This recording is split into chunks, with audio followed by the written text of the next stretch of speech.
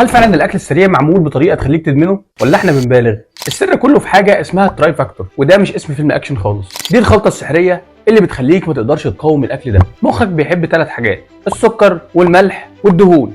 المزيج ده مش بس بيخلي طعم الاكل رهيب، لكنه كمان بيلعب على مراكز المكافاه في المخ. يعني اللحظه اللي بتاكل فيها من الاكل ده وبتحس بسعاده كبيره وانت بتاكله، ده بسبب هرمون الدوبامين، واللي بيخلي مخك يقول لك فيد مي مور. المطاعم بقى بتستغل الثلاثي ده في حاجات زي البطاطس وزي البيتزا وزي المشروبات الغازيه. والمصيبه ان الاكل ده متصمم علشان يجوعك تاني بسرعه. يعني عندك الدهون بتخلي معدتك تتاخر في ارسال اشاره الشبع، والسكريات بقى بتعمل لك زي كراش كده بتخليك عايز تاكل تاني.